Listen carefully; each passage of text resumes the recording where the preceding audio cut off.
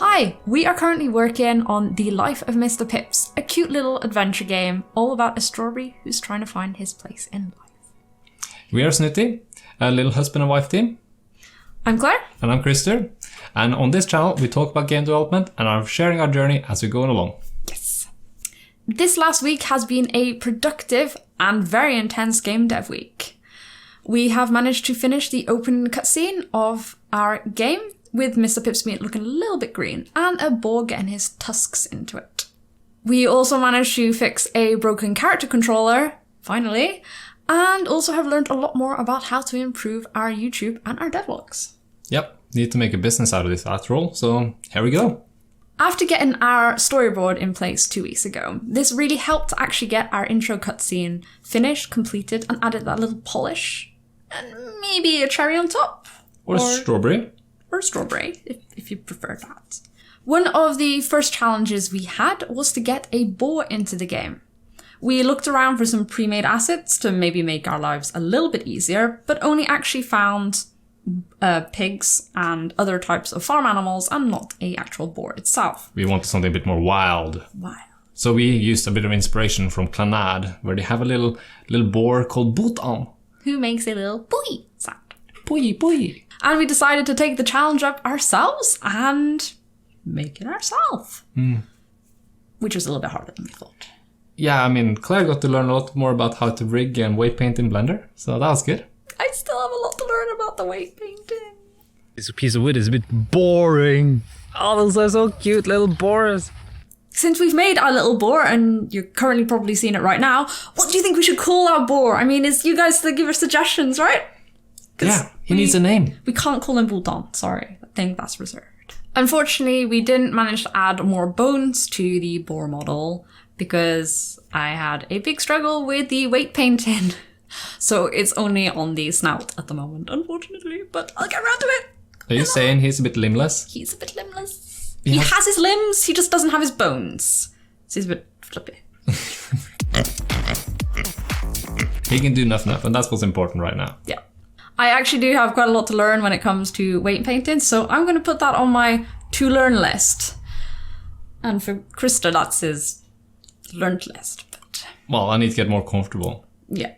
So that's why we've got 2 more characters coming up, which are going to learn all about it.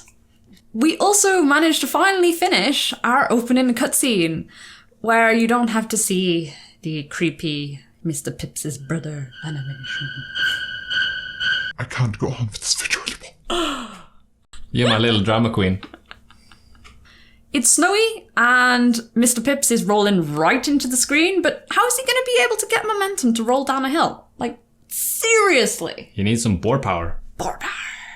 Maybe we should call him Mr. Tusk. Mr. Tusk. We struggled a lot with the animation tools in Unity, which from what we've learned is just a case of a lot of practice and trial and error. But we also realized that the hierarchy of our project in general wasn't as well structured as we had hoped. And I kind of like to use the record button in Unity so that you can just touch the record, move stuff around. But the way we currently structured it meant that I could not do that. So we ended up finding out that you could just lock the animation itself and boom, you could move everything around without a problem. Pro tip there, right there, pro tip. We also did a stream to add in all of the story into the cutscene itself, which was a pretty fun stream. Yeah, it was a good sesh. It was a good session. Mr. Pips forget it. was a little strawberry. And now he's a Russian. And now that we actually have finished the opening cutscene, there's a few things that could be tweaked, a bit of polish, but for now, it is done.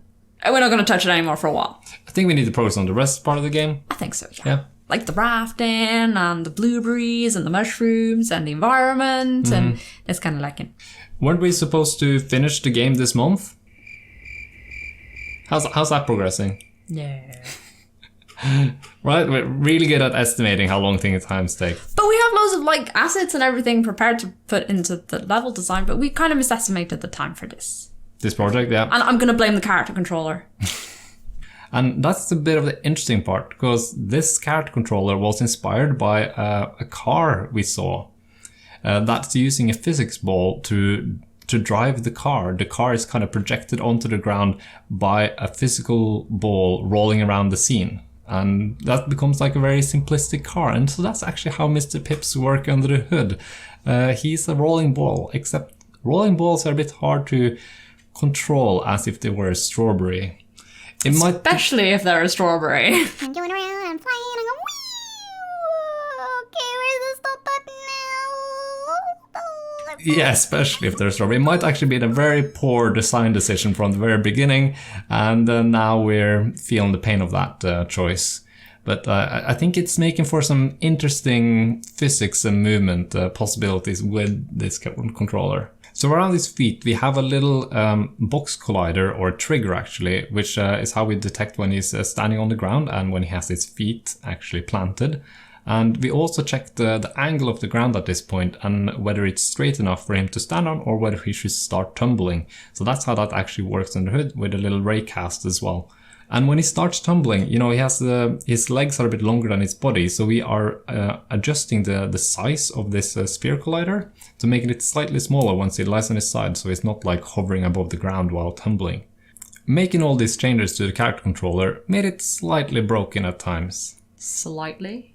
Just slightly. I mean, look at him. He's happy jumping. I guess he did roll around sporadically and didn't just feel right and glitched freakily suddenly, so yeah. That happened. Look away. Please look away from the screen now. Viewer discretion advised.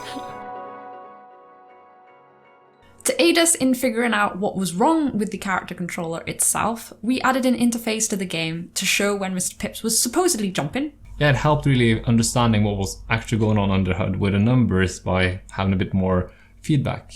So sometimes we question why we are doing this character controller by ourselves from scratch instead of using a bit more of a normal solution to this problem. But then we remind ourselves that he couldn't possibly squash and stretch and splat like he's currently doing. So yeah, I think there's some wins in here. Just as long as he doesn't become strawberry jam, we're completely fine with it. No, but it will be blueberry jam though. Spoiler! Game development, and well, any type of creative endeavor, requires a lot of learning. And for this week, we have learned a lot more about how to improve our devlogs for you all. Thank you so much to everybody who commented on our last video saying that they really liked the editing of our devlog. We are so grateful and thank you so much. We have been watching Jonas Tyroller's video about how to YouTube for game devs. If you're interested in watching it too, the link is in the description. We learned a lot about how we can improve our videos, what we should be adding at the beginning of our videos, the end of our videos, and also how to add in a little bit of breaks, such as a pattern break. I got salad in my teeth, Mama? No, I don't have salad in my teeth. Impossible. What do you mean? I don't understand what you guys are making fun of. And if you actually do watch Jonas's video, you'll see a very, very, very hilarious pattern break. So please make sure to watch that all the way through. For this episode, we started pre-processing. It's hard to say. For this episode, we started pre-processing our time-lapses with FMPEG, which was a really handy tool that you can use in the command line to process your video footage. For example, speed it up before you put it into the editing software, which makes it much easier to work with, so the editing software doesn't have to do all that work, which it often doesn't do as well. And it also saved us many hours of waiting around and not being able to make progress on our actual video itself. We also tested out using Microsoft Hyperlapse, but that was way too slow and not very flexible in how you were able to use it. We might use that for some, actual hyperlapse like time lapses in the future. Maybe it will be around. Just want to say a big thank you to Spoon again for recommending FFmpeg. It seems to be a recurring theme here that we give you a little shout out, but totally worth it, man. Also, Spoon is working on a really cool farming game. We're quite fond of that, and it's a really nice art style it has, and we like cute little farming games, so yeah. Check it out. Check out this little YouTube channel. One of the things that actually made our devlogs much easier to make and more interesting was using something as simple as markers around in the timeline, which is just a little note to self with a little information and coloring to tell you that maybe do this here or do that there. And these little markers have actually made quite a bit of difference to how the devlog ends up being, rather than have to remember or take note on the side. Our biggest struggle with our devlogs is that they take an enormous amount of time. And obviously this might be related to the fact that we just don't have a good workflow yet or optimized it efficiently enough. But they're a lot of fun to make though. They are a lot of fun. And it's a lot of fun just to sit down and do recording and record our work as well as we're going along. Should we say it has a high koselig factor? It has a high koselig factor.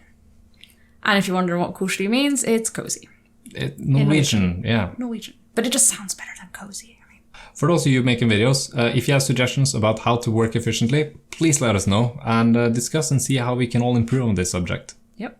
Making a game or making anything creatively as a business is so much more than just the process of creation itself. It's the whole environment that comes around it, and often that it takes a lot more time and effort than the creation itself.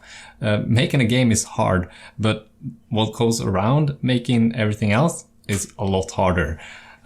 So yeah, it puts things into perspective of what effort it takes to make a business out of creative industries. And actually from our experience from doing game dev all these years ago, we didn't actually post anything much about what we were doing until it was a little bit too late. So that's one of the things we have learned this time that we're not going to do wrong. That was certainly one of our shortcomings in the past, and we want to make it right this time. If you're interested in seeing anything in particular from us and our channel, just let us know in the comments. Yes, you are allowed to request more doggos in our videos. They love being a part of our journey too, and they love being on camera. Can't have enough dog. No, you can never have it.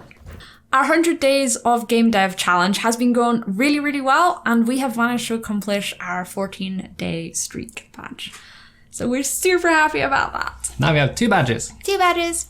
If you're interested, you can still join now, and I've also put a link in the description below where you can find out all of the information about how to participate. It's never too late. Well, we seem to be plugging this every time we do a devlog, but I think it's totally worth it. Great community. Yep. And we've also been a lot more motivated to do more game dev every single day. Haven't missed a day yet. No. So that's good. Thank you so much for watching and being a part of our journey. It is a lot of fun, and we hope that your creative journey is also going very well as well. Hit that like and subscribe. Yes. Smash it if you like. And until then, have a good week. And some tea. And some tea. Don't forget some tea. And we'll see you around. Bye-bye. Bye.